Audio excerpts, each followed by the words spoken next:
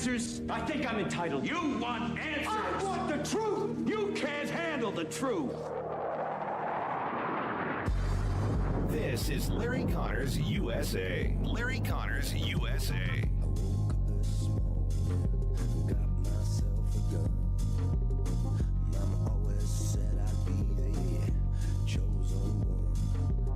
There is a lot of concern here that the Iranians might try to mark the beginning of the Jewish holiday of Passover with a huge missile barrage when that holiday begins at sunset tonight. Today, after the sun rose, the Iranian missile launchers were certainly very busy. At least 5 strikes aimed here at Tel Aviv itself.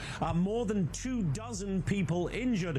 One of them, an 11-year-old girl who we understand at this point is in critical condition. And as for the war itself, President Trump's comments getting a lot of attention that the war, or the U.S. role in it at least, could be over soon. Here's the president.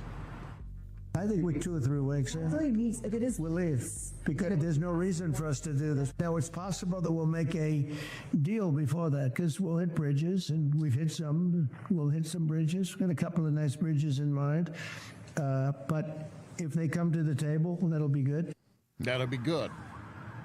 And to encourage them to come to the table, the U.S. and Israel keeping up the barrage on military and regime targets in Tehran and throughout the country of Iran itself. That is a report from Jonathan Hahn talking about Israel expecting a heavy barrage from Iran as they begin Passover, a most holy day. That starts today and concludes on April 9th. Starting at sunset today. Now, we've got a lot of things in play today. First, President Trump is planning a major announcement tonight, right after our program. So as soon as we finish our program, Larry Connors USA, we will switch you direct to the president and his remarks regarding Iran. That's most certainly going to be on the schedule. And probably the Artemis mission might also be mentioned as well. But I want to point out to you, Israeli Prime Minister Netanyahu declared late yesterday, Iran, are you listening? Are you listening? Prime Minister Netanyahu declaring yesterday, Iran no longer poses an existential threat to Israel after a month of joint U.S.-Israeli operations. That is again from Prime Minister Netanyahu. They're right in the center, the ring of fire. And if he's saying they no longer see an existential threat from Iran, that means they could probably expect more missiles, drones, things of that nature. But the nuclear capability is gone, and the massive arsenal they had has been basically wiped out. So we will hear direct from President Trump following our program tonight. You want to make sure you stay with us. Welcome to hour number 1, Larry Connors USA. Here we are, April 1. Yes, April Fool's Day for some, but as I said, it also begins a most holy day for the Jews, Passover, and moves us to Holy Week of Easter for Christians. With Larry Connors USA, I remind you, you're going to get news, analysis, opinion, and education. You will leave this hour with more information than you have right now.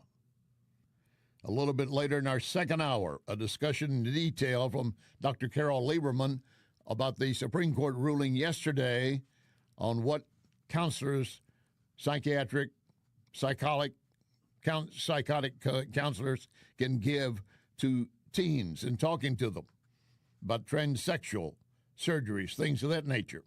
And also, it appears the NBA bouncing one player out of Chicago because he proclaimed his religion and standing on behalf of Christianity. They don't want that. They say he's causing trouble in the clubhouse. They seem to accept thugs, criminal activity, sexual pervasiveness, and yet when he speaks up, he's thrown off the team. We'll get into that story as well. Later in this hour, John Daniel Davidson with the Federalist and what he expects from Trump tonight.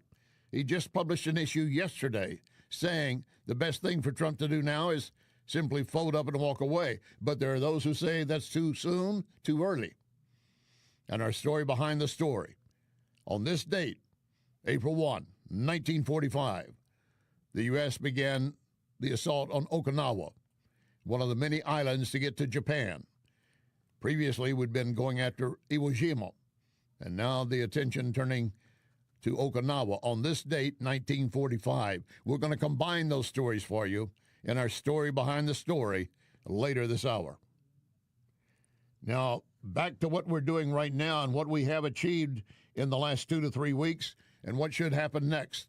4-Star General Jack King. Yeah, well, the 2 or 3 weeks the president is citing there is not something he picked out of the air.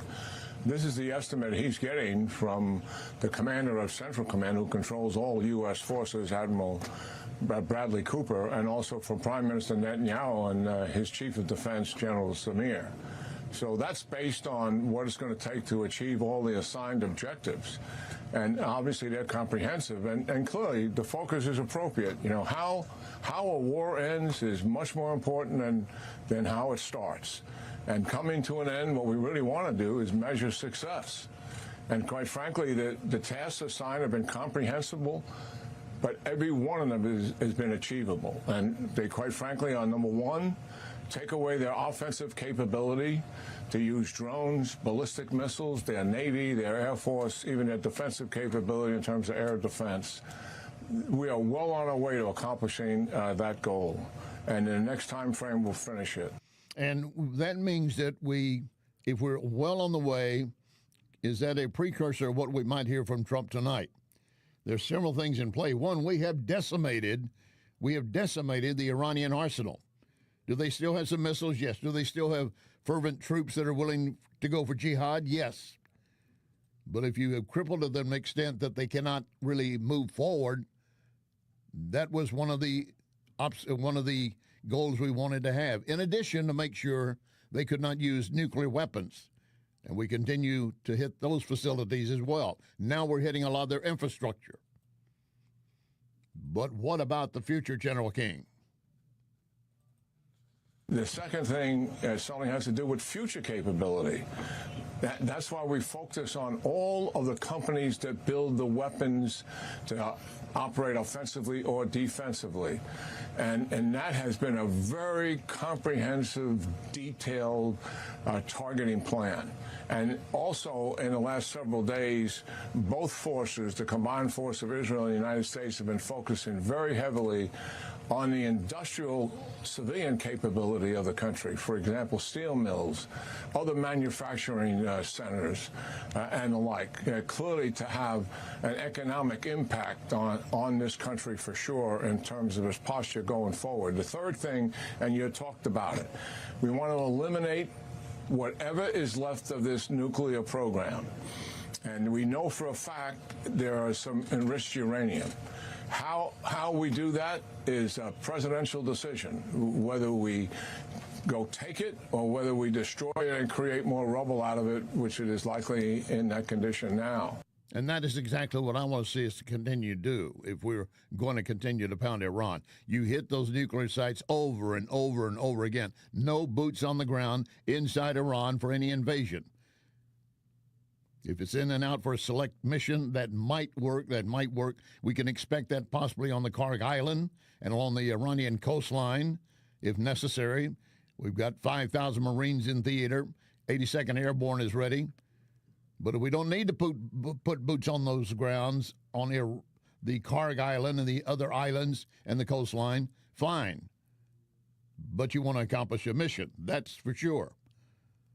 Former UN ambassador from 2005 to 2006, John Bolton, and of course also served as national security advisor for Trump from 2018 to 2019 until Trump cut him loose, thinking that Bolton is just too much of a hawk.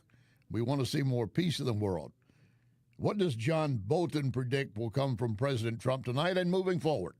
I think he's going to announce that the victory has been achieved, the war is over, and Americans are coming out. I think he's not doing this on anything related to strategic concerns. He's worried about the price of gasoline at the pump in this country and the political ramifications. We have done a lot of damage to Iran. That's all to the good. It has destabilized the regime. Even Marco Rubio said that yesterday. The conditions are moving in the direction of possible regime change. Apparently, we're going to abandon that as an objective, if it ever was an objective. And I think it's going to leave Iran, unfortunately, although badly wounded, in a stronger position. They have shown they can close the Strait of Hormuz. They're cooperating with Russia much more closely than before. Russia's providing them intelligence to target American facilities and personnel. And I think the Chinese will be more than happy to invest in Iranian oil infrastructure if we walk away from this. And that might well be happening. It might well be happening. But I take you back to what I read for you earlier from the Israeli Prime Minister Netanyahu declaring Iran no longer poses an existential threat to Israel following this joint U.S.-Israeli operation crippling Tehran's nuclear and missile capabilities. There is another casualty of this war that's right in our face. The NATO alliances. Trump has already called them out. Secretary of State Rubio.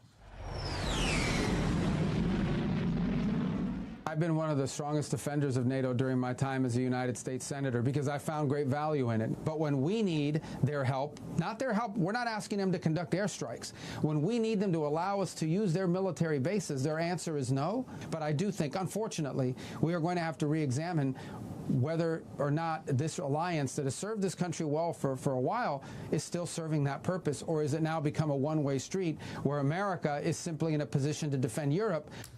Is that where this is headed, Dan? The United States leaving NATO? And if so, what about NATO, if anything, survives? Look, I hope that's not the case, and we need to stop airing our differences publicly. That only helps our adversaries like Russia, which we're trying to deter Russia. I think what we need is a NATO summit behind the scenes. We need to discuss some of these tensions. Look, the NATO members will argue the United States didn't consult them before our attacks on Iran. And we will argue that NATO members were slow to come to our assistance when asked to do some things to help us in the war, to prosecute this war against Iran. So, look, both sides have issues we need to discuss, but best to do it privately.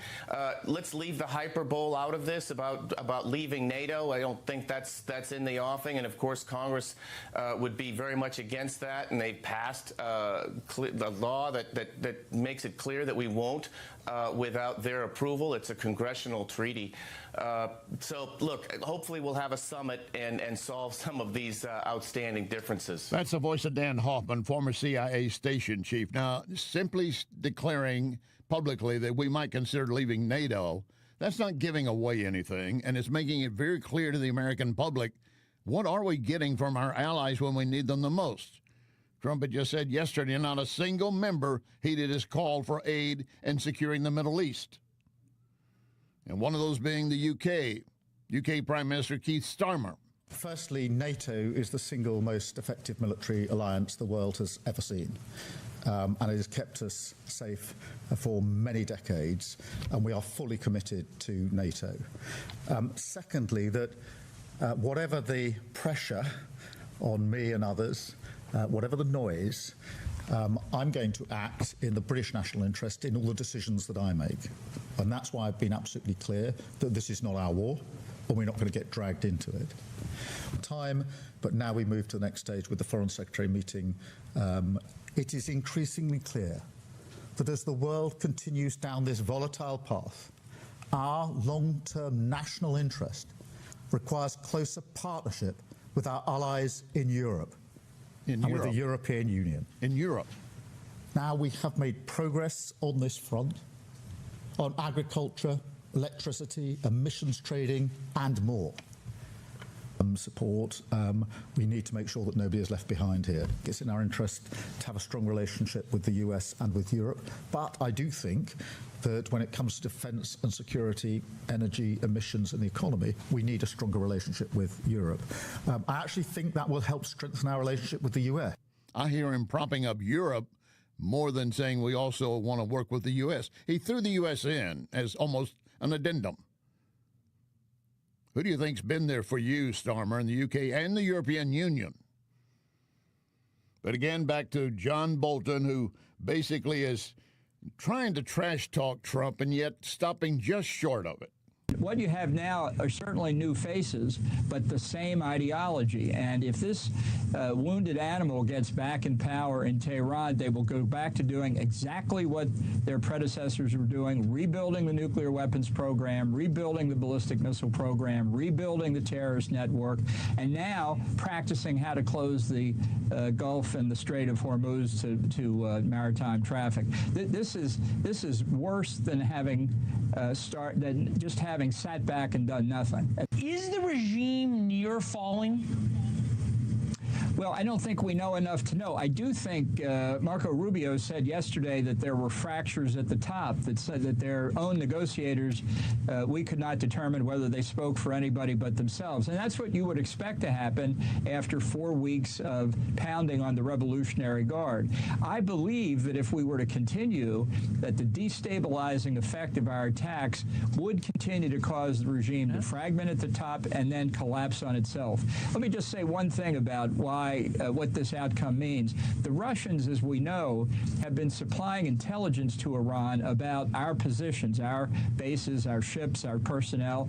I think that Russia and China now will invest far more heavily in Ukraine, Freudian slip, in Iran. The Russians have always wanted a strong position in the Middle East. They've lost Syria when the Assad regime fell. Now they have a country, potentially 92 million people, where they can use for their purposes all across the Middle East, and maybe even finally get that warm water port in the south of Iran that they've always wanted. Yeah, Russia will probably take advantage of that opportunity.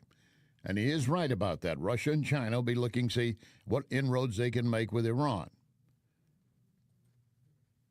But his attitude that we might as well not have gone if this is what we're going to do, I'm not sure I buy that. And I go back to the statement of the Israeli prime minister.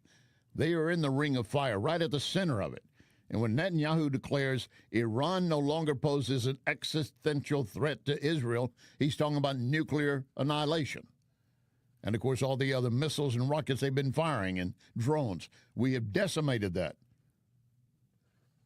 President Trump will be addressing the nation right after we finish our second hour tonight.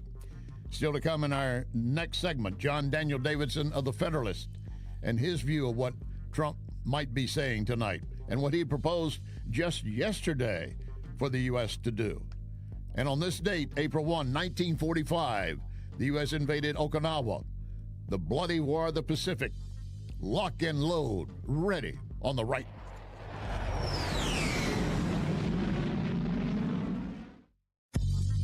You are listening to Larry Connors, USA.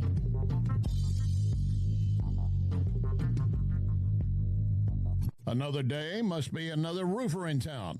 And John Beal and I were talking. He said, you know, every time you turn around, there's a new roofing company. Many of them have no idea what they're doing, and the statistics show that many will be out of business within 2 to 5 years. Who are you going to call to help you then?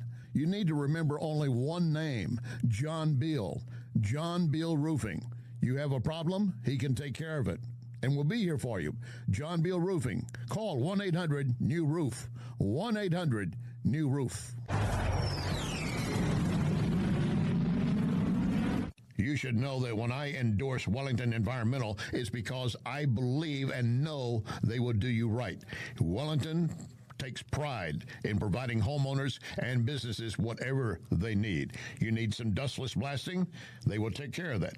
You need some mold remediation? They can do that. They take pride in training their team to perform multiple services and having the equipment ready to get jobs finished. That's important to you. You make just one call, and you call a company that's been around for more than 35 years with more than 45 technicians in the field.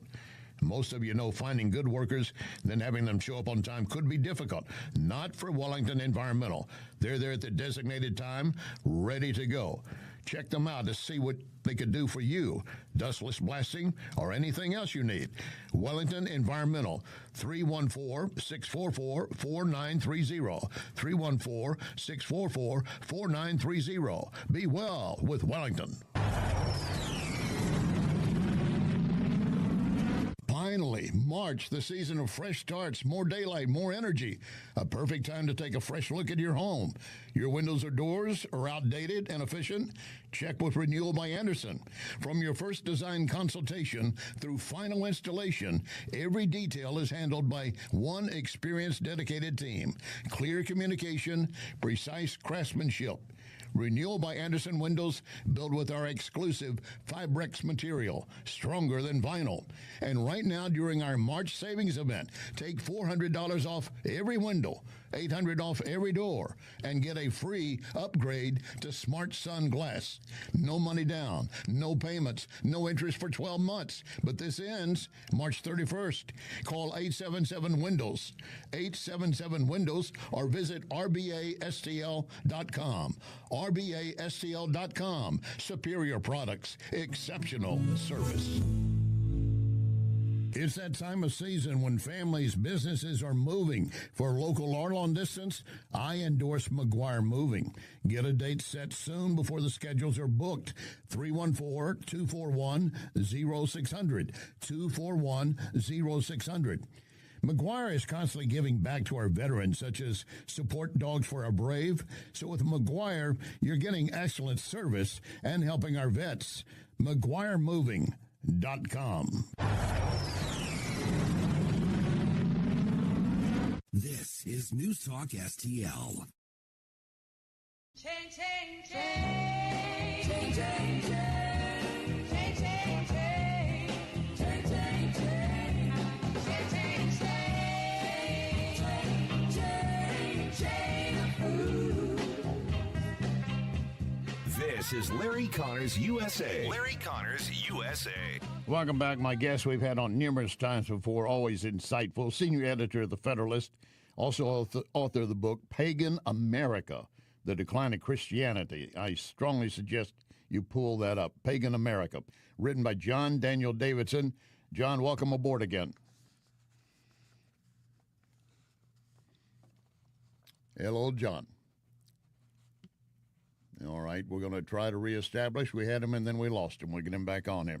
Sorry, folks, this happens from time to time. You just have to bear with it, and you think I'm going to be caught off guard. Listen, I'm a Texan, and I have a BS degree in political science, and I use the BS part a lot, so I'm never going to be caught where I can't do a little tap dance if necessary.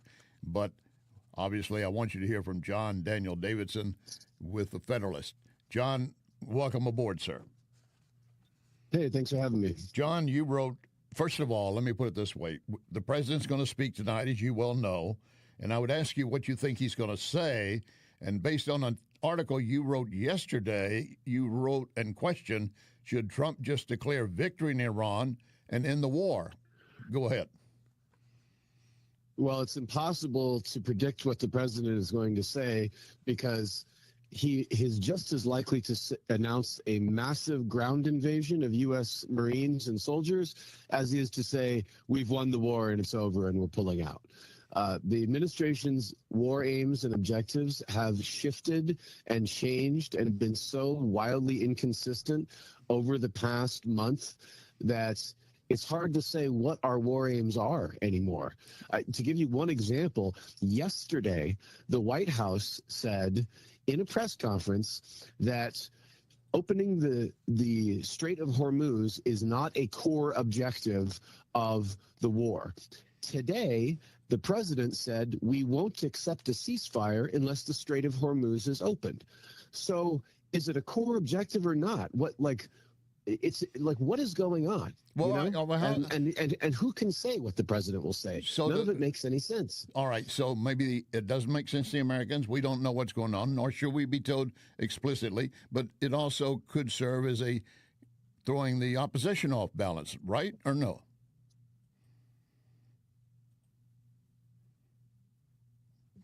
John? Hello? Yeah. So he could be saying, oh, it's just to keep Iran off balance, yes or no? geez, I tell you, I'm convinced that George Soros and his billions are interfering with our operation from time to time, getting his leftist policies out one way or the other, and that is by shutting down some of what we're doing with Larry Connors USA. So we'll go back to John and try to pick up that part of it. And he is correct. We've heard different things from Trump. But again, is that just to the American public, leaving some confusion, but also Iran? John, I'm sorry we had the difficulty. I'm blaming George Soros, by the way. So some of this differing opinions and statements, is it just to also throw the enemy off guard? No, I don't think so. We get conflicting messages from inside the administration. The Secretary of State will say one thing. The Secretary of War will say another thing. The White House press secretary will say yet something else. And then the president will blow it all up and say something that none of those people said. And this has been going on for weeks now. We were told at the beginning that, the part of this war was to help the Iranian people rise up and overthrow their government. And then immediately that was shunted aside. And then we were told that we have to secure Iran's nuclear materials. Well, now yesterday, Trump said he doesn't care about the nuclear materials. Well, So I'm not so if sure he anyone said can he didn't care. He just said that they're no longer going to be viable. You don't agree with that? Well, I have no idea whether or not they're viable. Clearly, he's trying to downgrade the importance of recovering the nuclear materials because he knows he can't. That he will lose public support by launching some sort of a harebrained mission to go deep into the interior of Iran to a location that they probably don't even know where it is because Iran has moved it or hidden it under a mountain, and try to recover, highly volatile, hundreds of pounds of highly volatile enriched uranium. And so, of course, he's going to downgrade the importance of that. But that is not, my point is, that's not what he said, and that's not what the administration was saying at the outset of this war. Well, dealing with the point you raised, I agree. I do not want U.S. boots on the ground in Iran in an invasion force. And I say for select missions only, and I don't think going after the uranium particles or whatever's left is a good idea. And the Ipsos poll, as you point out, shows 55% of Americans would not support it. Only 7% would be willing to go for a large-scale invasion of the country. I say no. Yeah, I mean, it's deeply unpopular. If he even orders troops to take some of these islands in the Strait of Hormuz or to storm Karg Island, which is where Iran's, oil refineries and their shipping depot is, even that is going to be so deeply unpopular. It's going to sink his presidency, and it risks embroiling us in a deep kind of Vietnam-like quagmire. Because if those troops come under fire and significant numbers of them are killed, well, now we have to go all in. Now we're going to have to be fighting a war with Iran for years or however long it takes to win. And I hope that he doesn't make that mistake. But who knows? But again, who knows what he'll do? All right. Now, and I'm willing to accept, again, limited action against Karg Island and shutting that and some of the other islands and maybe coastal points with the Marines and 82nd Airborne. But I still don't want boots on the ground in Iran, even on the outlying islands. But I can see where that could happen. But let me put what you were saying against the statement of Israeli Prime Minister Netanyahu yesterday. Iran no longer poses an existential threat to Israel. He's talking specifically about nuclear weapons. Well, to be frank, I don't really care what Netanyahu says, and I don't really care what the Israeli government says. I think that Netanyahu and the Israelis, chain ganged us into this war and persuaded Trump to launch a war that they wanted to wage. And we knew that they were going to try to do this ever since last June after Operation Midnight Hammer. We knew that the Israelis wanted to keep going. They didn't want the 12-day war to end after 12 days. And so they finally were able to get their war. And I think they got it by persuading Trump that a sort of shock and awe aerial bombardment of Iran would cause the regime to topple within a few days, and that Iran was much weaker than it turns out to have been. And those things were just not true. And so now we're in this situation where we don't really know what our objectives are. We don't really know how to win. If we accept a ceasefire from Iran in exchange for opening the Strait of Hormuz, then we've lost the war. Even if Trump says we've won, we've lost. And that's the horrible situation this administration has led us into. Well, the other fracture that has happened, and I don't fully agree with what you're saying about Netanyahu, but it's a difference of opinion. But another casualty of the war at this point appears to be NATO and our alliances with NATO. Yeah, they've been exposed as kind of fake because we're there to kind of fund NATO, but then when we need to use NATO bases, we can't. And so, what's the point? And I've long thought NATO is kind of a relic of the Cold War, and that after the Cold War, NATO had to kind of change its purpose and mission to retain relevance, and there was a bit of bureaucratic inertia behind that. But it's hard to say, what NATO's role is in the face of the real world events. And so, but to me, that's sort of a side issue, because a much larger issue is the fact that this war has exposed our Middle East bases and the countries that host our military bases. We can't protect those countries. We can't protect our bases. We've had major losses of aircraft and other expensive radar equipment at these bases, and then their refining capabilities have been totally open to Iranian missile and drone attacks. All right, but if we had not taken the attacks we did against them, we would be more at their suffering. No, I'm saying countries like Bahrain and the United Arab Emirates and Saudi Arabia that have allowed us to station our troops for decades on their territory with the understanding that we would protect them if we got into a Middle East war in exchange for allowing us to base our troops there. That's proven to be a lie, because we haven't been able to protect them. We didn't protect them. All right. They've been hit repeatedly by Iran. And so what do you think those countries are going to do moving forward? Are they going to allow us to keep our troops there, go after this war? I think that's a big question. Good question. And then last 30 seconds, your summation of your piece yesterday, for Trump to simply declare victory and move on, you say it might be as good as Trump is going to get. That's right, because he doesn't have any good options right now. And declaring victory and getting out isn't a great option, and it might not work because Iran might just keep launching missiles and drones at other Middle Eastern countries and at our bases. But I think we have to consider some kind of option like that compared to the alternative, which is a decades-long Afghanistan misadventure or a quagmire like Vietnam. All right. And I think we just have to be realistic about that. John Daniel Davidson, senior editor of The Federalist. Again, I appreciate your time and your thoughts, sir. Thanks for having me. You bet. Sorry for the interruptions we had. I appreciate it. John Daniel Davidson. Check him out at The Federalist and his book, Pagan America. I strongly suggest that. And, of course, coming up, the story behind the story as we moved on to Okinawa. This date, 1945.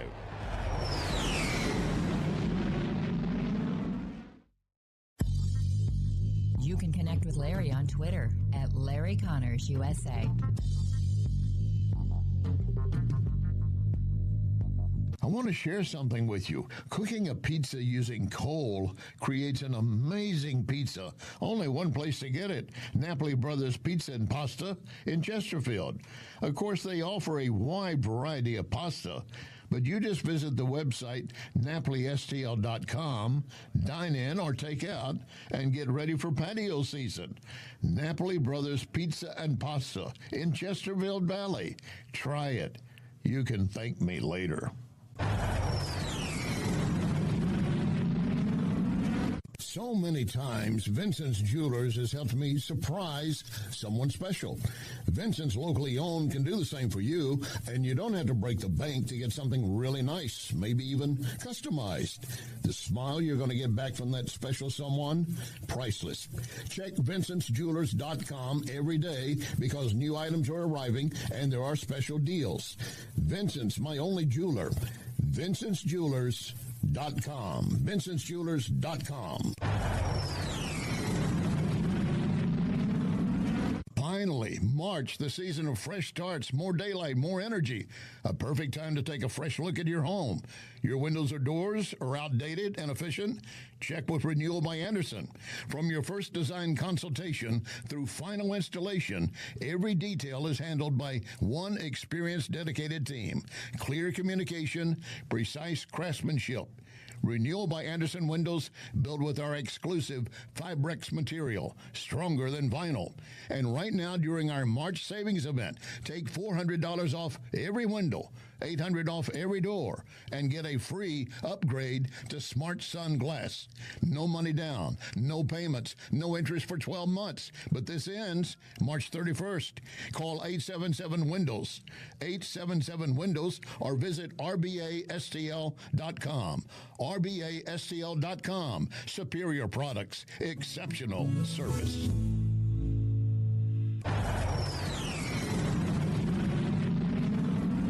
When insurance companies know you're represented by Onder Law, they know Onder is not going to let you be pushed around. Their reputation is built on years of courtroom battles. If you suffer an injury or damage to your property, serve the insurance company notice. You have Onder Law on your side, a St. Louis firm you can trust to protect you at every term. Don't settle for less. You want to win? Believe me, Onder wins. Onder, O-N-D-E-R, underlaw.com. This is News Talk STL.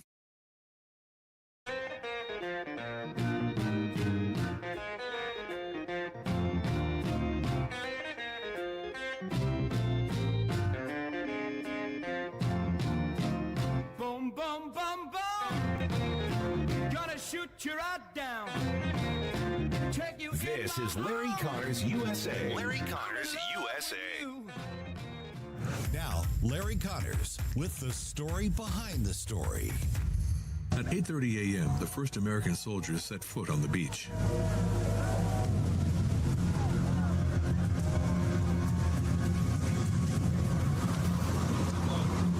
But as the soldiers are expecting to meet the fire of Japanese defense, the surroundings are unusually quiet.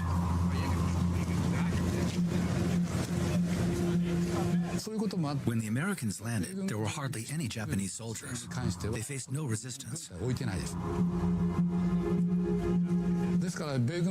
the soldiers arrived on April 1st, it almost felt like they were going on a picnic. They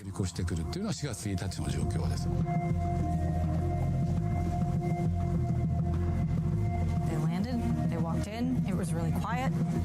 Soldiers and Marines alike were like, wow, this is relatively easy. There's no resistance there along the beach.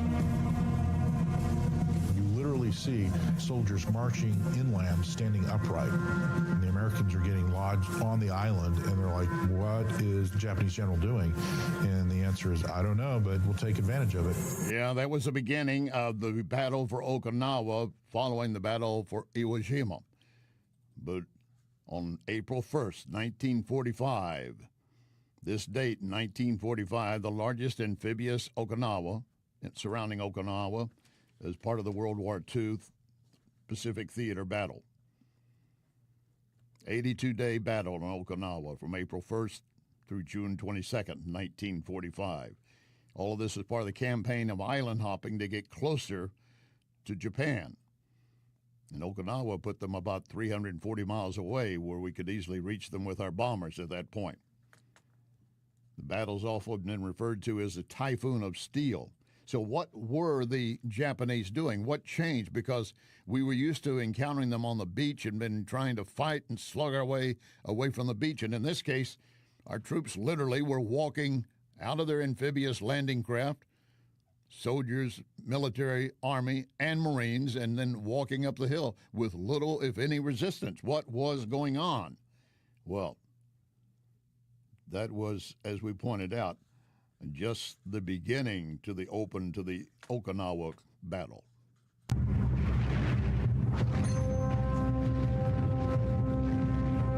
The bloodiest and cruelest campaign of World War II rages on a small island the size of Los Angeles. The Battle of Okinawa. As war winds down in Europe, here on this little piece of land in the middle of the Pacific Ocean, the United States and Japan face off in an agonizing conflict that will change the course of history.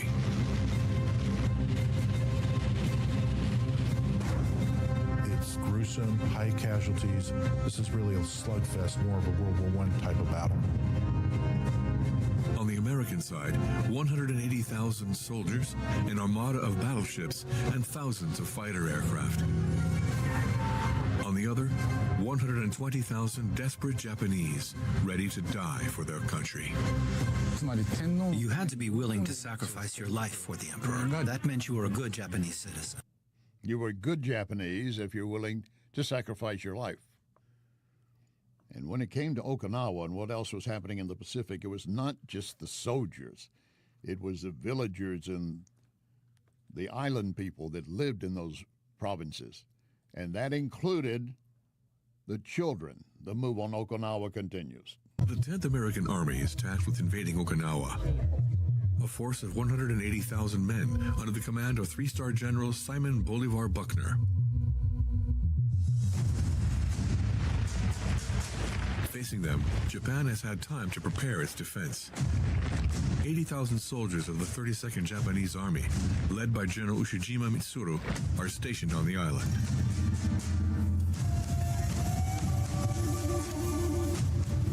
The population is also enlisted, as 40,000 civilians will fight alongside the soldiers. Japanese troops come over and they mobilize the entire island. And I mean, every man, woman, and child is supposed to build fortifications and airstrips, and all their farming is supposed to feed the troops. And they're supposed to be prepared to fight and enlist to fight. The Japanese general staff already knew that their army would be decimated in Okinawa. The main mission of the troops was to buy some time.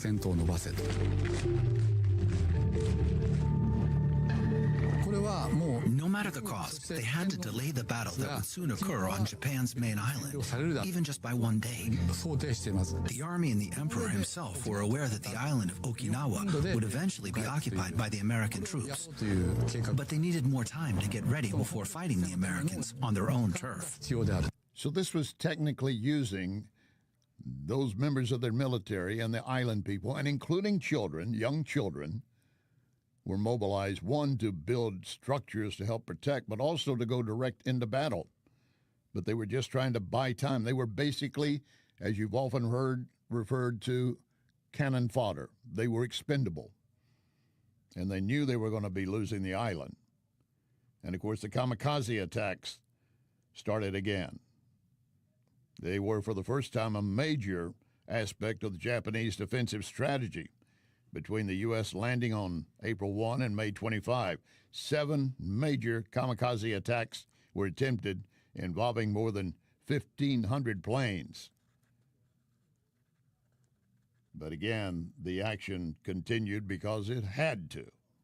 East China Sea, 5:30 a.m. On this particular Easter Sunday, 1,300 American and British warships, including 12 aircraft carriers and 7 battleships, are sailing towards the island of Okinawa. A super-powerful air-sea task force is ready to unleash countless bombs on the island in order to land and take it from the Japanese. The code name for this mission is Operation Iceberg. It is the largest assault of the entire Pacific campaign.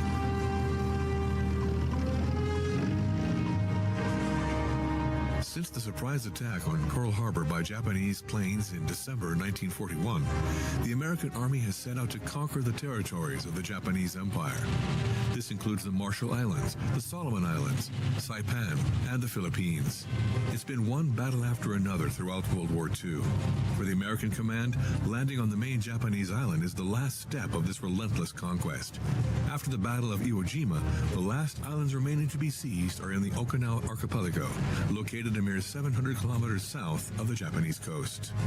And the total aircraft involved at this point by the U.S. Navy, Marine, and Army Air Force, 3,000 aircraft over the course of the battle. That included fighters, attack planes, scout planes, bombers, dive bombers, and it was supported by a fleet of 18 battleships, 27 cruisers, 177 destroyers and escorts, 39 aircraft carriers, 11 fleet carriers, 6 light carriers, 22 escort carriers, and other support and troop transport ships.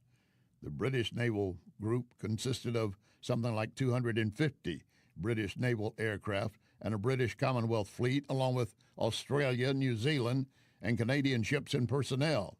It was, as I said, called the Typhoon of Steel battle. And you heard in that report the mention of Iwo Jima. We're talking about April 1, 1945, when we began the invasion of Okinawa, but it was 2 months earlier that we were going into Iwo Jima. And that was one of the deadliest battle, the deadliest battle for U.S. Marines in history.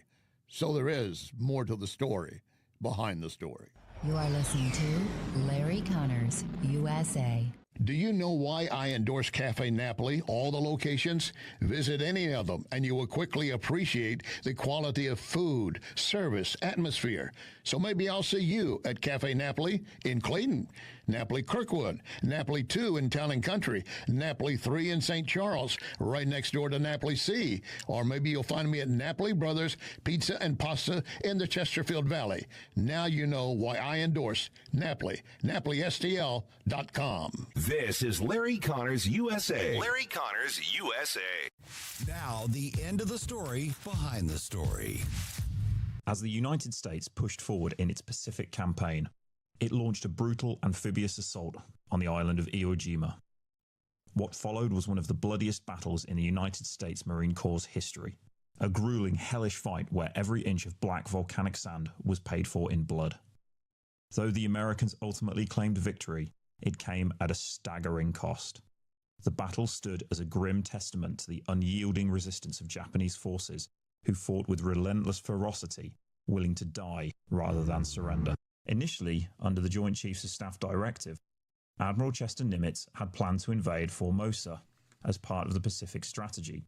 However, after receiving recommendations from his senior admirals, Nimitz revised his approach and proposed capturing Iwo Jima and Okinawa instead. The Joint Chiefs of Staff approved his plan, and in October 1944, Nimitz began preparing for the invasion of Iwo Jima, later designated Operation Detachment. In May 1944, Japanese Prime Minister Tojo Hideki assigned Lieutenant General Tadamichi Kurobayashi, a seasoned and highly respected officer, to lead the defense of Iwo Jima. Though he understood that victory was impossible, Kurobayashi was determined to make the American invasion as costly as possible.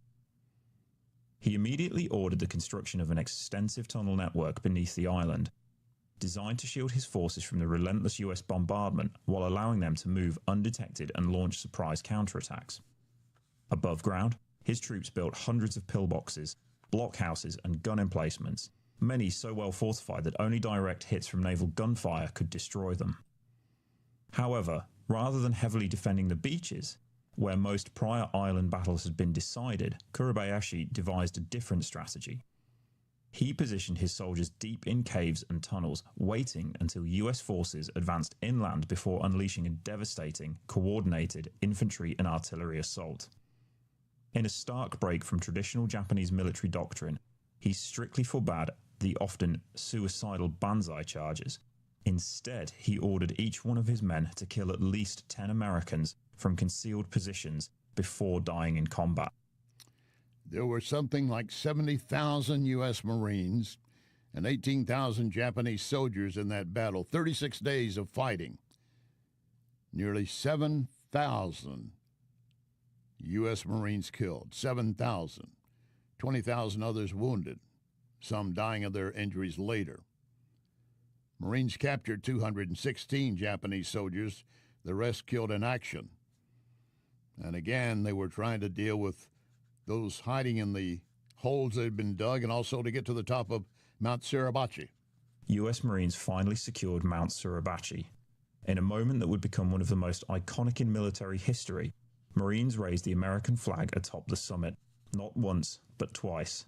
The second flag raising was captured by Associated Press photographer Joe Rosenthal, whose image became one of the most famous combat photos of World War II, later earning him the Pulitzer Prize.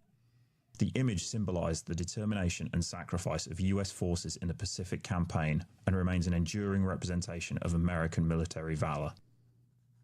As the battle raged on, the 23rd, 25th, and 27th Marine Regiments found themselves measuring progress in yards rather than miles. Facing relentless Japanese resistance, despite the grueling combat, the 23rd Regiment succeeded in capturing Motoyama Airfield No. 1 by February the 24th, and Motoyama Airfield No. 2 by February the 27th. However, pushing beyond these positions became increasingly difficult. Operation Detachment was one of the bloodiest battles in the United States Marine Corps' history. By the time the fighting ended, nearly 18,500 Japanese soldiers had been killed, with only a handful taken prisoner. The American toll was staggering. Approximately 6,800 US Marines lost their lives, and another 19,200 were wounded in the brutal, month-long struggle for the island.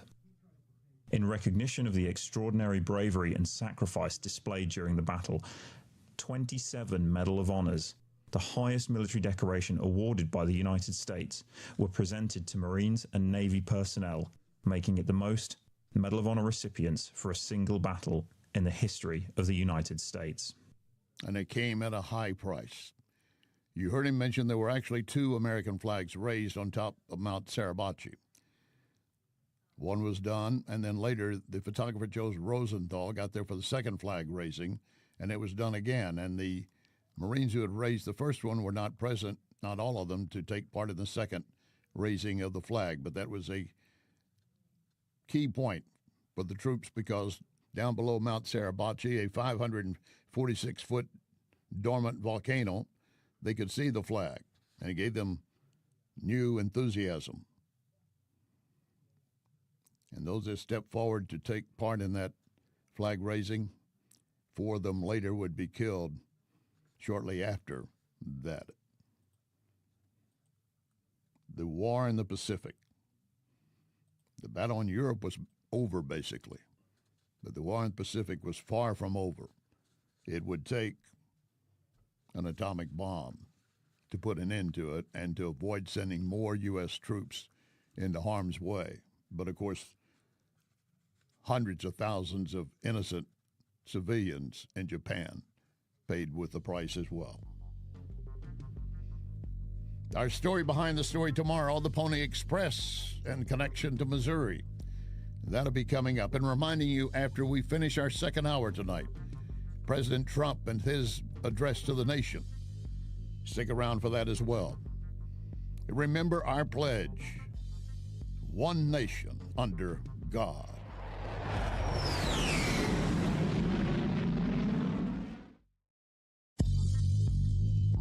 You can hear podcasts of this program at Larry Connors USA Facebook. Larry Connors USA Facebook.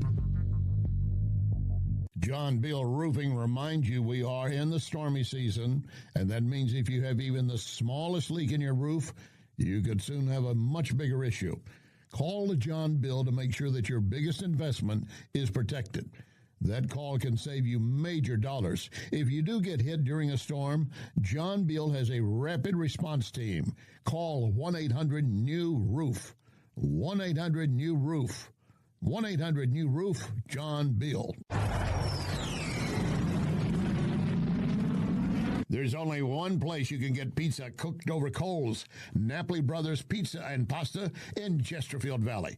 Of course, Napoli Brothers has a great selection of pasta dishes. Between the pizza and pasta, trust me, you will not leave hungry. Then, a few doors down, Lit Cigar Lounge, a wide variety of quality cigars, each offering a unique smoke. That cigar, some premium whiskey, all you need to do is enjoy. Lit Cigar Lounge and Napoli Brothers Pizza and Pasta, Chesterfield Valley. It's that time of season when families, businesses are moving. For local or long distance, I endorse McGuire Moving. Get a date set soon before the schedules are booked. 314-241-0600. 241-0600. McGuire is constantly giving back to our veterans, such as support dogs for our brave. So with McGuire, you're getting excellent service and helping our vets. McGuireMoving.com. So many times, Vincent's Jewelers has helped me surprise someone special. Vincent's locally owned can do the same for you, and you don't have to break the bank to get something really nice, maybe even customized. The smile you're going to get back from that special someone, priceless. Check Vincent'sJewelers.com every day because new items are arriving and there are special deals. Vincent's, my only jeweler. Vincent'sJewelers.com. Vincent'sJewelers.com. Finally, March, the season of fresh starts, more daylight, more energy. A perfect time to take a fresh look at your home. Your windows or doors are outdated and efficient? Check with Renewal by Anderson. From your first design consultation through final installation, every detail is handled by one experienced, dedicated team. Clear communication, precise craftsmanship. Renewal by Anderson windows built with our exclusive Fibrex material, stronger than vinyl. And right now, during our March savings event, take $400 off every window, $800 off every door, and get a free upgrade to Smart Sun Glass. No money down, no payments, no interest for 12 months. But this ends March 31st. Call 877-WINDOWS, 877-WINDOWS, or visit rbastl.com. rbastl.com. Superior products, exceptional service.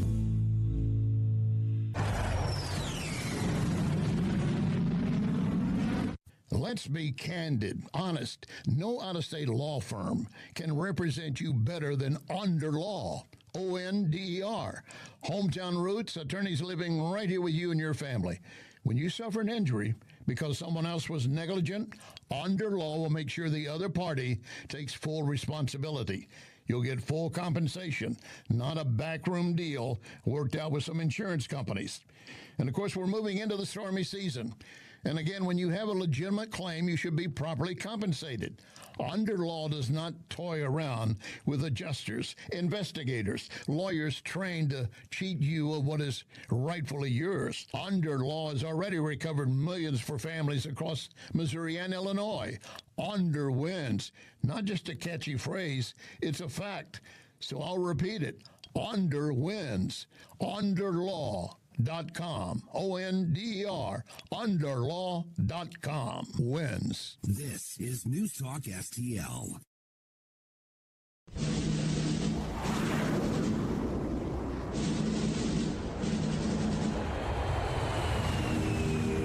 You want answers? I think I'm entitled. You want answers? I want the truth. You can't handle the truth. This is Larry Connors USA. Larry Connors USA.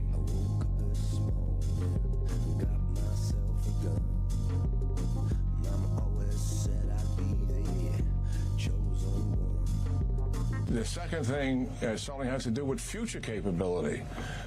That's why we focus on all of the companies that build the weapons to operate offensively or defensively. And that has been a very comprehensive, detailed targeting plan. And also, in the last several days, both forces, the combined force of Israel and the United States, have been focusing very heavily on the industrial civilian capability of the country. For example, steel mills, other manufacturing centers, and the like. Clearly to have an economic impact on this country for sure in terms of its posture going forward. The third thing, and you talked about it, we want to eliminate whatever is left of this nuclear program. And we know for a fact there is some enriched uranium. How we do that is a presidential decision, whether we go take it or whether we destroy it and create more rubble out of it, which it is likely in that condition now. That is Four-Star General Jack King on what we should see with Iran going forward, and the U.S. and the entire region. Following this hour, Larry Connors, USA, we will switch you direct to the White House for remarks from President Trump. He'd scheduled a statement for this evening, announced it yesterday. Certainly you can expect it to deal with Iran and what we're doing and where we're going to the extent that he can without endangering any troops. And he will probably address Artemis, the space shot. But we will be joining President Trump immediately following our second hour. So you can stay right here. Stay right here and get everything you want. Now, General King talking about the future, of what we need to be aware of as to what else Iran could do moving forward. That is a key point. And I had a guest on in the last hour, and you might strongly disagree with him, but he makes some salient points.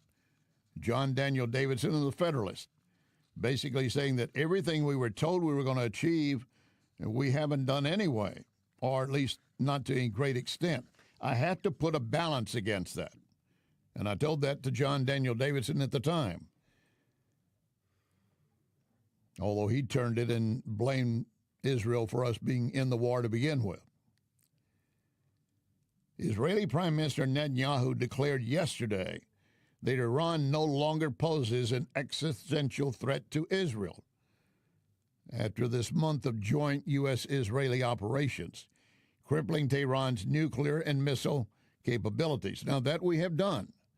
Or they all wiped out? No. This is like burning your house down to get rid of all the termites.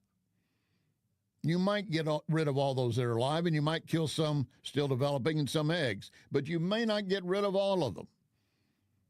And you start rebuilding on that foundation, you might again have the termites. The people of Iran want to be free. We know that. They've been under the mullahs since 1979 when they took over our U.S. embassy. And they turned that mostly Western civilization into basically a Sharia law country run by the mullahs. Women jerked out of school. Women were denied all privileges. Women were subject to being abused and tortured in the center square because they could. There are many in Iran that want to go back to the old days. And what cost have we spent already dealing with Iran? We have lost troops already, killed and are wounded. Those would be those hit by some of the missiles fired by Iran into neighboring countries where we have military bases. Saudi Arabia the other day, hitting one of our AWAC planes out of Tinker Air Force Base in Oklahoma. The crew was not, I don't know, I was getting ready to say the crew was not on board. I don't know that for a fact, but I doubt it. That is, of course, one of our major surveillance planes. But apparently some of the troops on the base nearby were injured, some seriously. And, of course, we've had other casualties. There is a report out I'm going to share with you in a moment on where Americans stand on going deeper into Iran. Do you want that? What do you expect President Trump to say in the next hour? Welcome to hour number 2, Larry Connors USA, April 1, 2026. This is the beginning of the Israeli Holy Days Passover. This is Holy Week for Christians. Good Friday, the crucifixion of Christ. Sunday, Easter Sunday, the resurrection of Christ for every member of the world. If you believe in his Son, I do. Larry Connors USA air every day for you, Monday through Friday from 6 to 8. And with Larry Connors USA, you do get news, analysis, commentary, and education. You will leave this hour with more knowledge than you have right now. And reminding you, when we're on the air right now, you can watch the program. How do you do that? You go to NewsTalkSTL Rumble, Facebook or Twitter, or Larry Connors USA, Rumble, and Facebook. And everything later goes up as a podcast, audio and video, at NewsTalkSTL, Larry Connors USA, Facebook, LarryConnorsUSA.com. And reminding you again, you can subscribe for free at LarryConnorsUSA.com. We need minimum information, just your email box, so we can send it direct to you. And we do not sell our list of listeners. We will not do that to you. Now, one of the other casualties we've seen in this war dealing with Iran is what we can or cannot depend on when it comes to NATO. Now, will that be part of what Trump is going to announce tonight? Now, he's suggesting, look, NATO's not helping us. Maybe there's no reason for us to continue. He's already said yesterday, these NATO countries need that Strait of Hormuz open more than we do, and they won't provide ships and personnel to help open up the strait.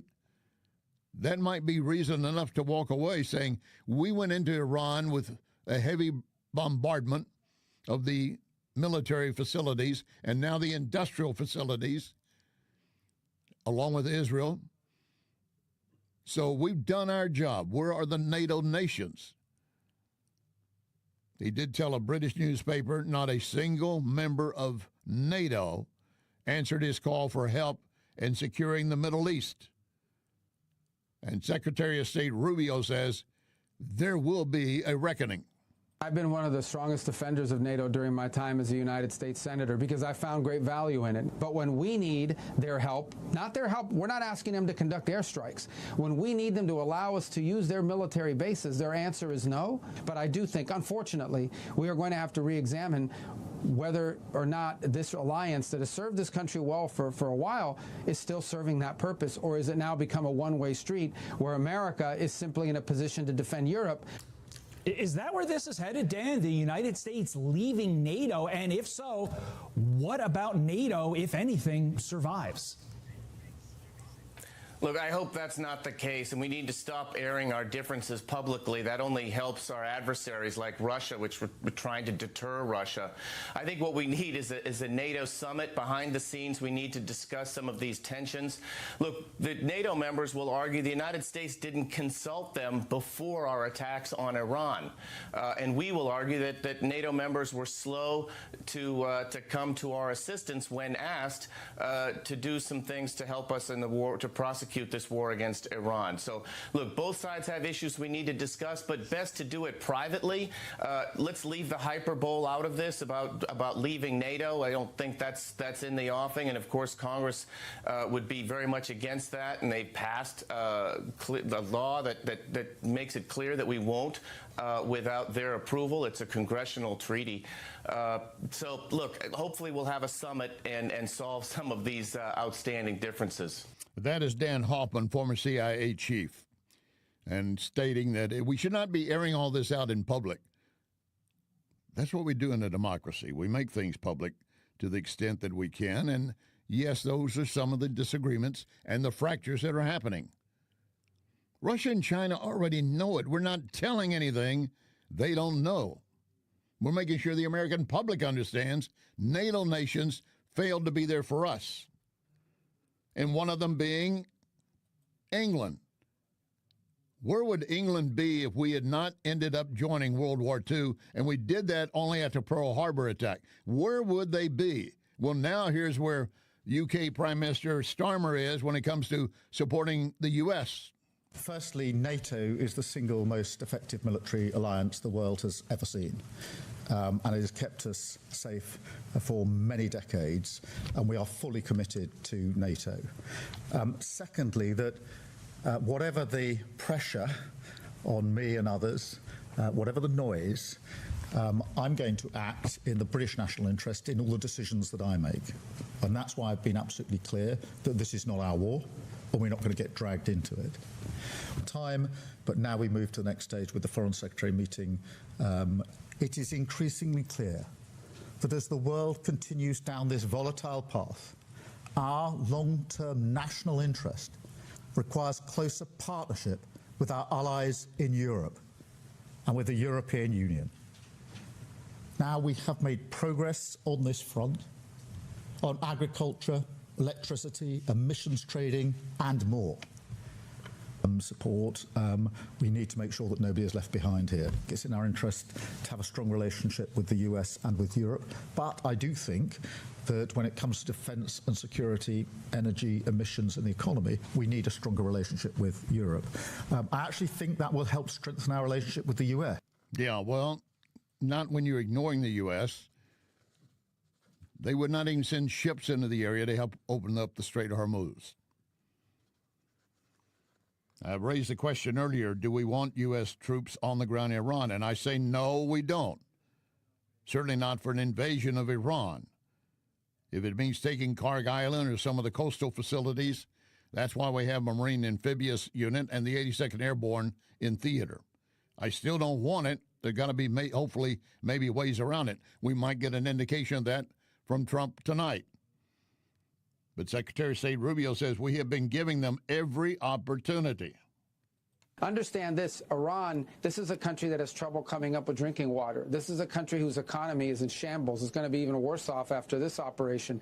This is a country whose people have been protesting in the streets because not just the lack of freedom, but the lack of economic opportunity, because they've taken all of their money, all the money they have, the little money they have because of sanctions, and they've invested all of it in sponsoring terrorism, in building long-range missiles, increasing the range of their missiles every year, and building thousands of them, and building these one-way attack drones that they're using against their neighbors.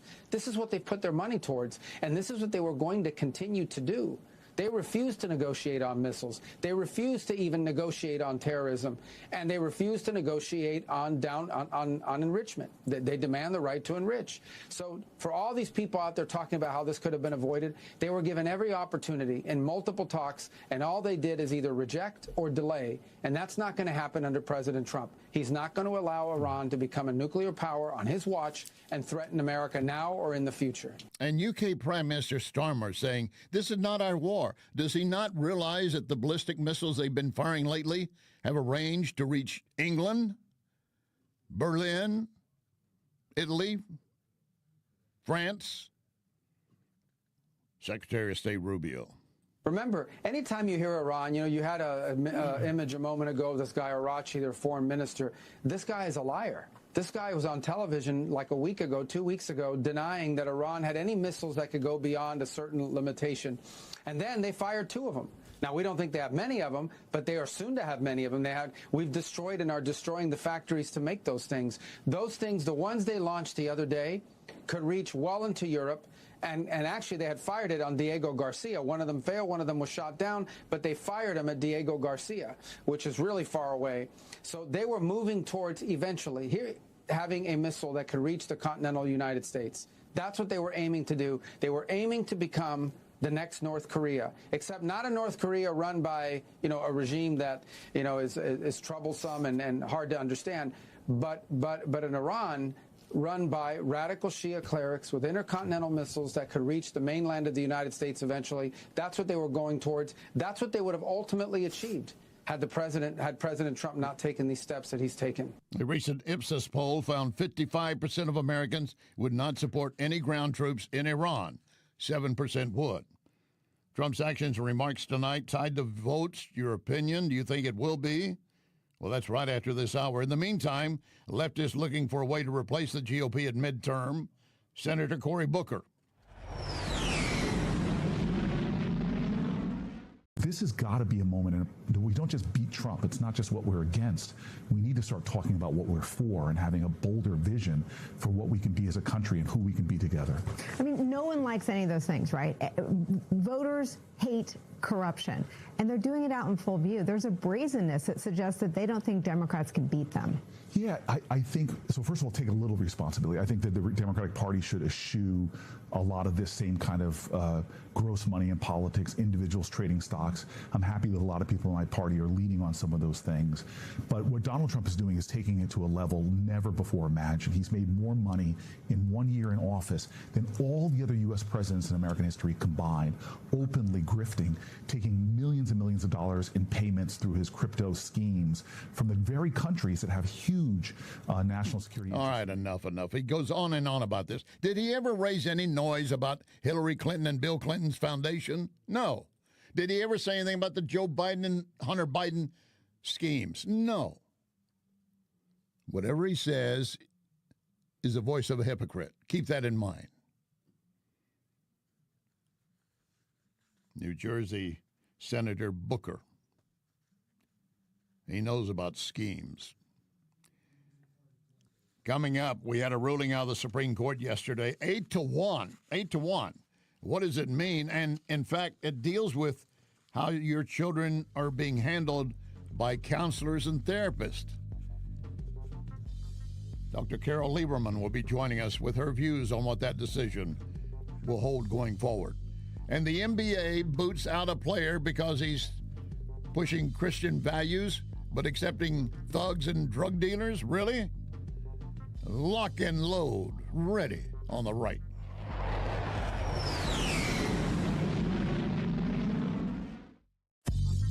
You are listening to Larry Connors, USA.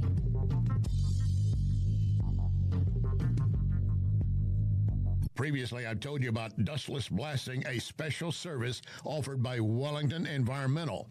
It could work for you in your place. Recently, a crew removed a driveway sealer that had failed. The owner wanted to go back to the original concrete so it could be properly sealed. Dustless blasting worked.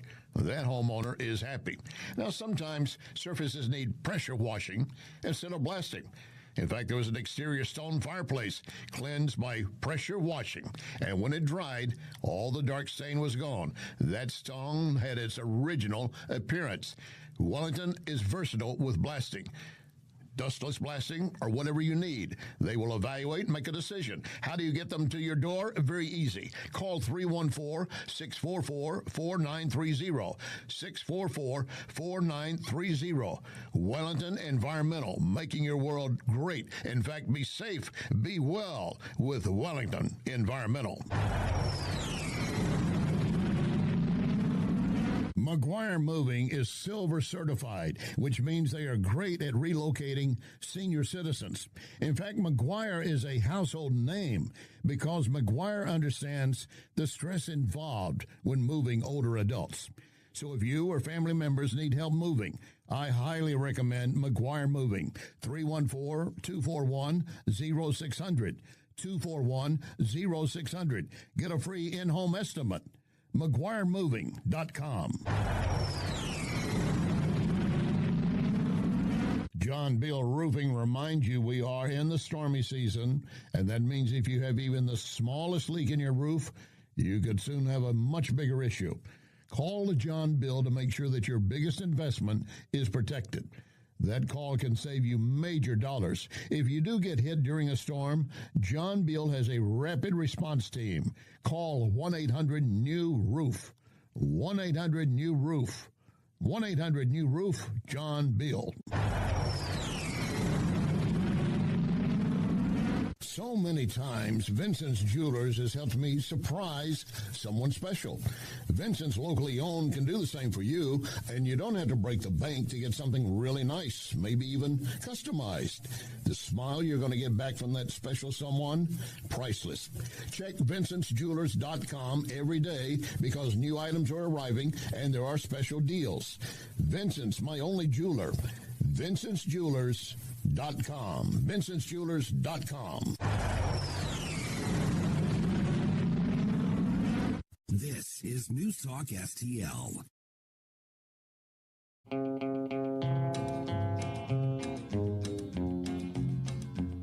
I hear the train a-comin', it's rolling around the bend, and I ain't seen the sunshine since I don't know when. I'm stuck in Folsom Prison, and time keeps dragging on. This is Larry Connors USA. Larry Connors USA. Welcome back. So yesterday, on an 8-1 ruling, which is pretty outstanding, the Supreme Court struck down Colorado's ban on conversion therapy for minors as a First Amendment violation. Now, what exactly was that, and what impact does it have? Joining us, Beverly Hills psychiatrist Dr. Carol Lieberman. And welcome aboard. Glad to have you, Doctor. Thank you so much. So, first of all, your response to that kind of ruling 8-1 out of the court. Yes, it's about time. I think some sanity prevailed. This really is, well, first of all, when Colorado made the law in 2019, I was appalled because basically, they're telling psychiatrists and other mental health professionals what they can do in therapy. Now, I mean, yes, of course, there should be some state regulation in terms of like no abuse in therapy, no sexual abuse or physical abuse, any kind of abuse, and other kinds of rules like that. But not what you talk about in talk therapy. Now, conversion therapy, there are lots of different types of conversion therapy, and the point of conversion therapy is to get someone to change their gender or to if you're gay or lesbian, you should become heterosexual. That's sort of the bottom line. But there are lots of ways to do that, or there have been. A lot of these things aren't done anymore. But, there were things like shocking people when they look at pictures of someone of the same sex, or using a rubber band for the same kind of thing. But, talk therapy is very different. And no one really was trying to, I shouldn't say no one, but the woman who brought this case was a therapist, and she certainly wasn't planning to change people from being LGBTQ plus to being heterosexual.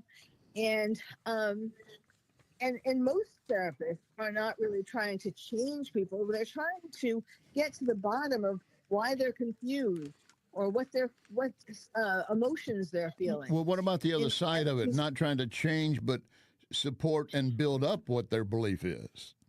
Is that considered conversion therapy as well? You mean supporting their LGBTQ plus? Or whatever their view is, yeah. Well, yes, I don't think that's not really called conversion therapy, but certainly that is something that can be done in therapy. I mean, the truth is you're supposed to be getting to the bottom of what is making a person tick, whether it has to do with LGBTQ plus or anything else that is making them feel unhappy or having other kinds of psychological symptoms. So in today's world, with the gender affirming care, so it's called, people are getting pumped into this pipeline after like a half an hour of talking with a therapist, right. which does not get to what's really the problem. And the other part, now the case itself did deal with that kind of, as they are wanting to refer it to conversion therapy, but it also, I want to go back one step. It also deals with anything that the psychologist is trying to address with the patient that might not have anything to do with sex or gender, correct? It's basically telling them what they can or cannot say? You're talking about the Colorado law? Well, it's specific at that point to sex transition, but does it have ripples beyond that based upon that law and that ruling yesterday? Well, I mean, what the Supreme Court did was to say that this is first that there are First Amendment rights to the psychiatrist or mental health professional, and that the government shouldn't be telling them which side of any kind of argument to come down on. And that is true. So that would involve any subject to that, any subject then. So right. You're right that what the point was is to silence anyone from either protecting a child from this transgender ideology push, or maybe even protect those who wanted to push the child into it.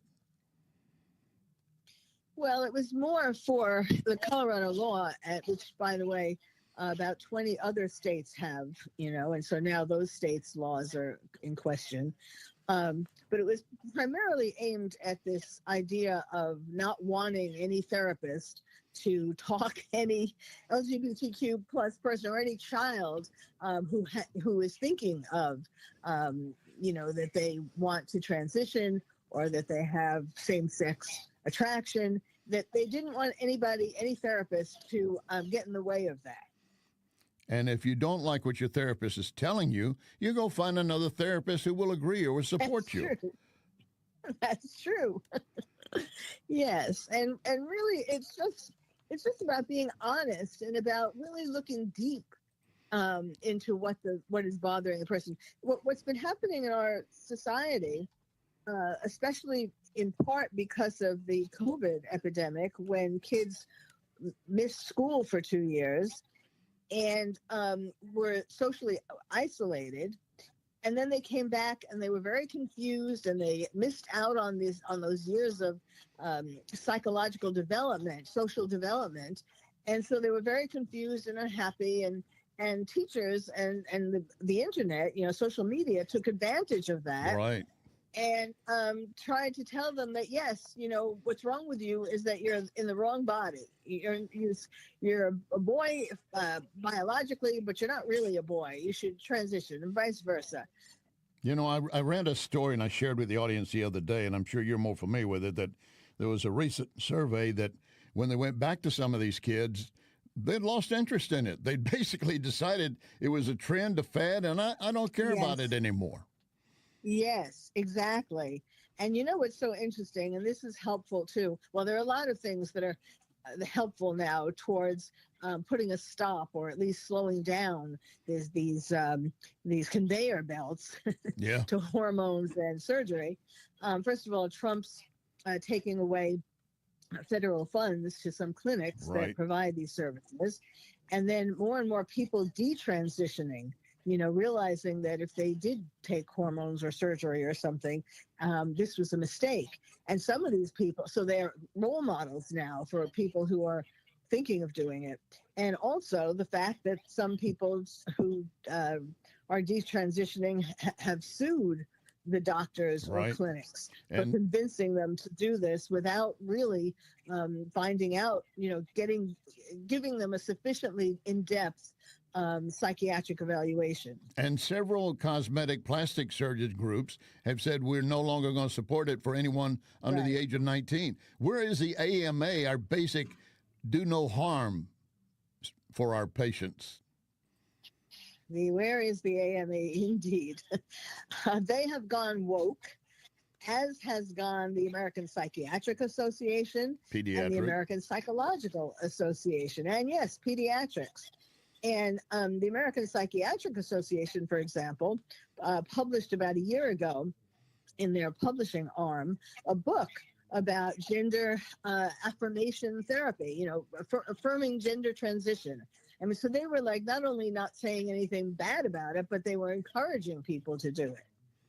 So what do you think, in the last minute here or so, why do we see more kids truly just turning away and saying, I'm not interested anymore? I mean, to me, from the very beginning, it was, well, all the other girls are doing it, so I want to do it. I mean, it was, as your mom always said, if they jumped off the hill, would you jump off the hill? Yes.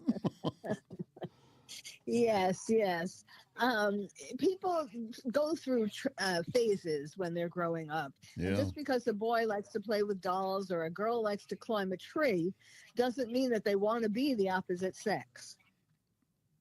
That's an excellent point and should be drilled down on a continuous basis.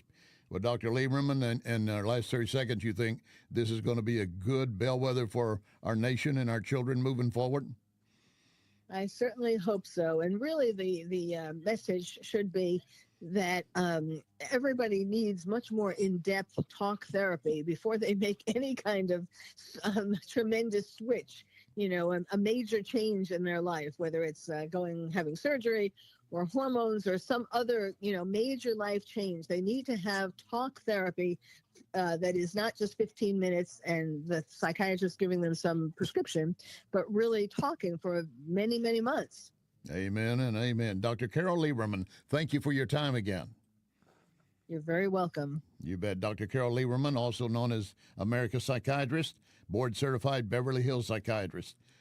And yes, if this is turning away from wokeness and pushing kids into it, that's the key, pushing kids into it and encouraging them, basically saying, well, if you don't feel right, then maybe we need to change your gender, as if that's going to solve everything. Especially after a 15-minute consultation. Come on. All right, coming up, we've got a lot more to cover, including the NBA player booted from the Bulls because he does not want to bow down to Pride Week. They're willing to accept a lot of misfits in the NBA, but not that. And the voter mail-in issue. Still to come.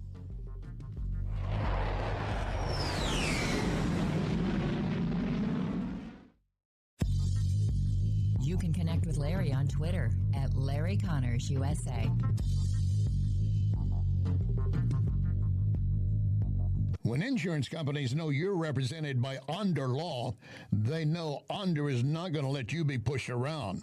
Their reputation is built on years of courtroom battles. If you suffer an injury or damage to your property, serve the insurance company notice. You have Onder Law on your side. A St. Louis firm you can trust to protect you at every term. Don't settle for less. You want to win? Believe me, Onder wins. Onder, O-N-D-R, underlaw.com. McGuire Moving is Silver certified, which means they are great at relocating senior citizens.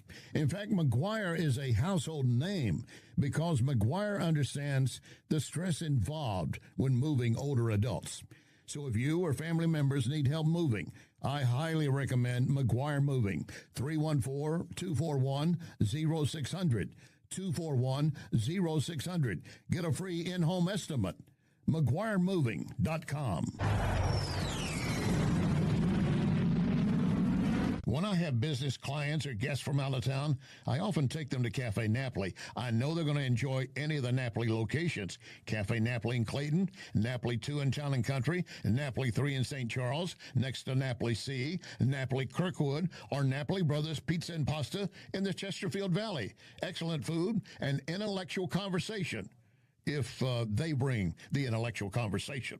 And NapoliSTL.com. NapoliSTL.com. You should know that when I endorse Wellington Environmental, it's because I believe and know they will do you right. Wellington takes pride in providing homeowners and businesses whatever they need. You need some dustless blasting, they will take care of that. You need some mold remediation, they can do that. They take pride in training their team to perform multiple services and having the equipment ready to get jobs finished. That's important to you. You make just one call, and you call a company that's been around for more than 35 years with more than 45 technicians in the field.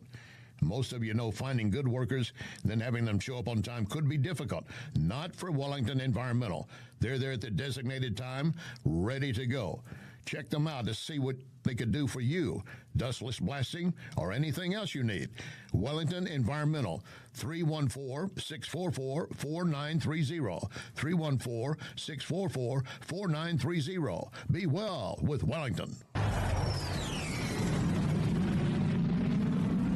This is News Talk STL.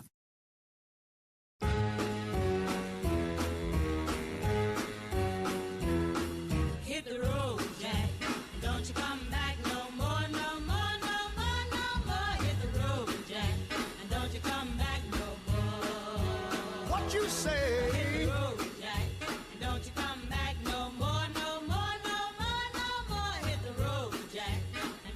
This is Larry Connors USA. Larry Connors USA. So the fundamentals of our democracy are built on voter integrity. It's a total agreement amongst everybody. So here's the idea.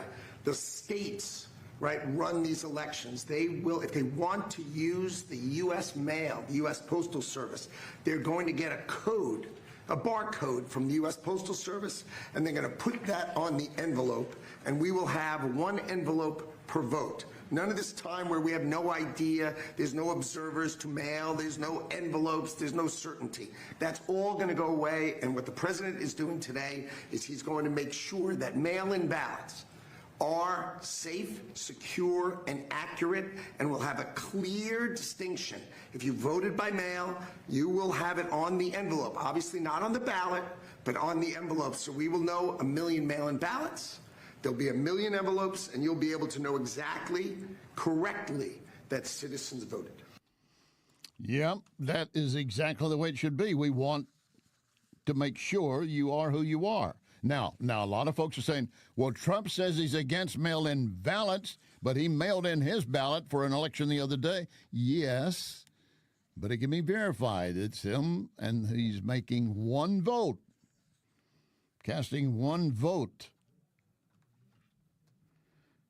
I'm amazed. Well, I should take that back. I'm really not amazed at what the left can end up making an argument out of from time to time just to make an argument. But they're very good at doing it. They're very good.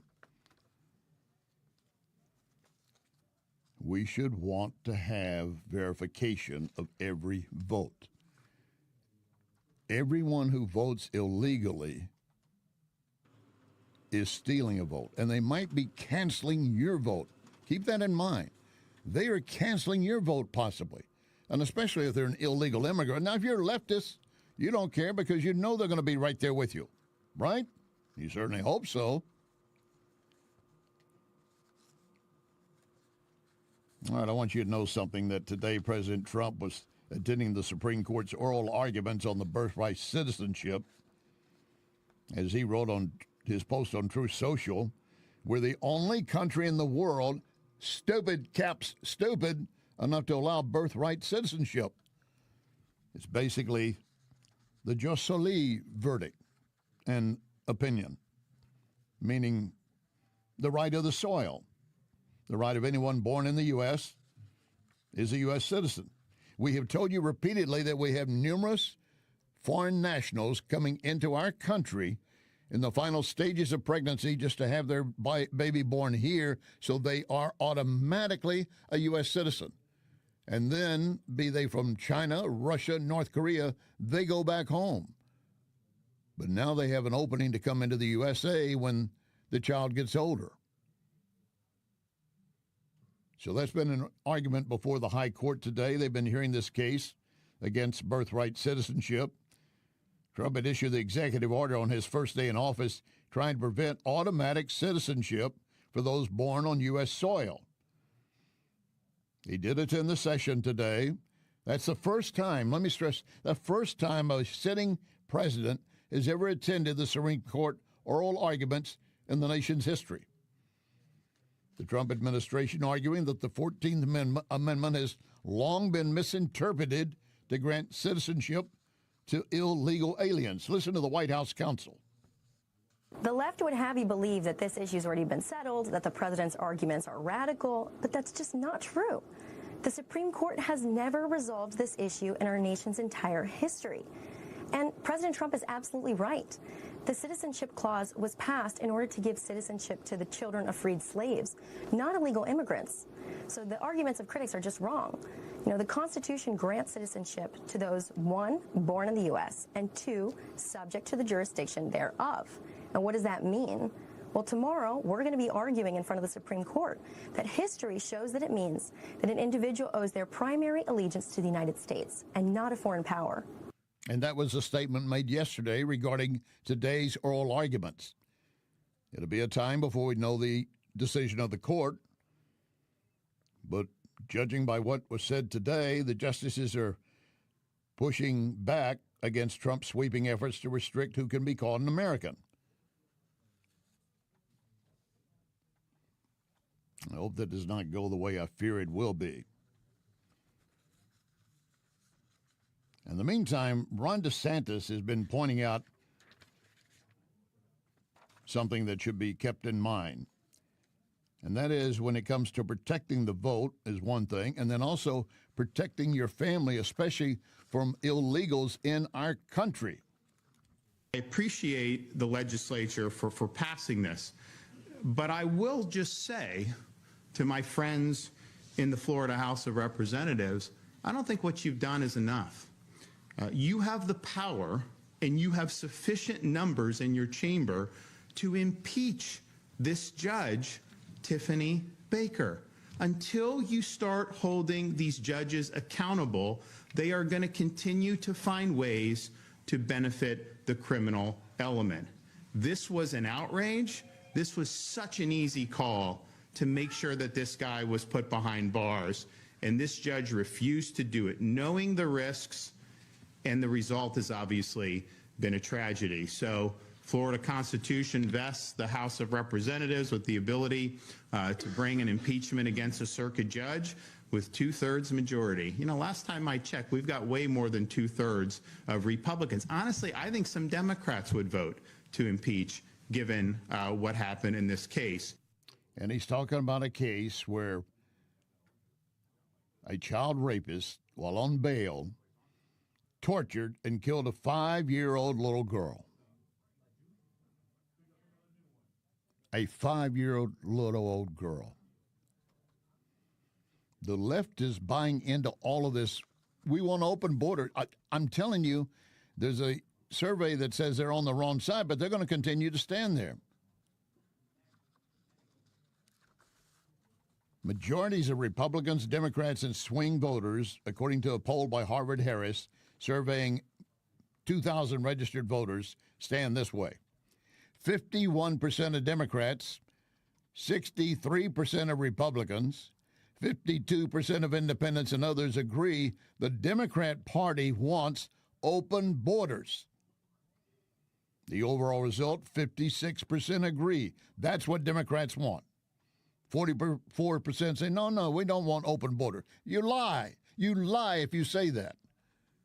You were complicit with Joe Biden when he said, just come on across, the border is open. The same survey showed 77% support deporting criminal migrants, 54% support deporting all migrants. Now, the way this is written, when it says all migrants, the word illegal should be in there. I don't want to deport all migrants. This country is made of migrants. It's the illegals. And I'm not necessarily pushing to deport all illegals as long as they have been in the country, they've been doing no harm, they're simply earning a living. We need to have a review of immigration laws. That I will agree with. But in the meantime, we close the border, which Trump has, and we start getting all the bad hombres. And yes, if you want to take that as a slur, so be it. Many of them are not hombres, as in Mexican. They might be from China or the Middle East. And some of them might even be jihadists looking for an opportunity to attack our nation or your family. The top immigration deputy for President Joe Biden is even urging the Democrat Party, you need to promise firm control of the border. Are you listening? Are you listening? This is a former top immigration deputy for Biden telling the Democrat Party, we need to acknowledge that crossing the border illegally is a crime and shut down the illegal immigration chain altogether. Joe Biden stood on a stage when he was facing all of his opponents, and the question was raised, do you think it should be wrong to cross our country, come in our country illegally? Should that be a crime? The others quickly raised their hand. He looked around, which way is the wind blowing, and finally raised his hand, agreeing that, yes, it should not be a crime. And that's why we have 12+ million, more than that, 15, 18 million illegals in our country should not be here. Not all of them are creating crimes, but many are, and we know they are. And you got still sanctuary cities and states looking to protect them in fighting against ICE and our Department of Homeland Security. All right, changing gears, because we change gears a lot on this program. If you listen to Larry Connors USA, you know we go through a lot of material. You got to buckle up and hold on. I want to turn my attention to the NBA player booted because he was professing his religion. Jaden Ivey with the Chicago Bulls. They said my conduct is detrimental to the team, right? Why didn't they just say we don't agree with his stance on LGBTQ? Why didn't they say that? But how is it conduct detrimental to the team? What did I do to the team? What did I do to the players? I did nothing but practice with them, play with them, pass the ball to them, good teammate to them. Said good job, good shot, good job, good pass, way to play, bro. Right? I said these things to my teammates. Was never detrimental to them. So why is it that the NBA and the Chicago Bulls say that I'm detrimental to the team? How? Because I believe in the truth. Because I know Jesus is the way, the truth, and the life. How? How is my conduct detrimental to the team? Because of what I believe. Because of what the truth is. Spoken as a Christian. Not an NBA player, but a Christian, a man following Jesus. Now, if he'd said, I'm all about more Pride Night support and everybody should celebrate Pride, they would welcome that. They would have no issue with it.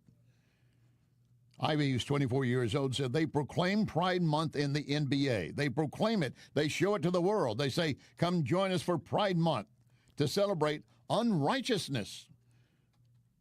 They proclaim it on billboards in the streets, unrighteousness. So how is it I cannot speak against righteousness, their unrighteousness? And they tell me, man, you're crazy. And yes, several are saying, you know, he's kind of lost his mind. He posted a series of videos criticizing NBA teams for celebrating Pride Month, and they are saying he's lost his senses. Something happened to him. Got maybe hit in the head on one of the plays. No sane person would speak out against Pride Month and celebration across the league. He's not singling any person out. He's just saying the whole idea is wrong, and it's wrong in the face of God. He also added, after being weighed by the Chicago Bulls, in reference to his former team, the Detroit Pistons, also hosting a Pride Night, and said, and I want you to listen to this, this should resonate, especially in this Holy Week. Passover began at sundown today, begins at sundown for the Jewish faith. And for the Christian faith, this is Holy Week. Friday is the crucifixion of Christ. Sunday, Easter Sunday, the resurrection of Christ for all the world, if you believe. And Jordan Ivey said, referenced the Detroit Pistons also going after him, said, the Detroit Pistons, quote, are not going to matter on Judgment Day. They're not going to matter. And I agree with that. And then hours after the Chicago Bulls guard, Jaden Ivey, was weighed for criticizing the Pride Nights, NBA Mavericks forward Daniel Gafford was asked about the faith message on his shirt during a press conference. The message read, faith isn't for the weak. At first he seemed taken back a little bit, didn't really want to discuss his faith openly. And he said, looking at what happened to Ivey, I don't want to go deep into that, but then ended up saying, I didn't really see what it said until you said something about it. But I mean, faith isn't for the weak because God gives his test to his strongest soldiers, most definitely. And I really couldn't go deep into that with the stuff that's going on with the Ivy situation. We're going to keep it at that point. But he's still making it clear, I believe in Jesus Christ, my Lord and Savior. But you got a lot of the leftist legacy media in sports as well. They want to call that, here's somebody else you need to oust from the NBA.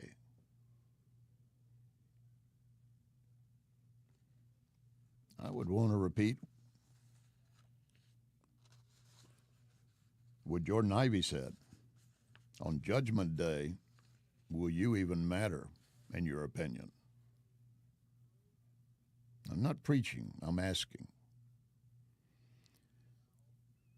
President Trump is coming up in just a few minutes right here on News Talk STL.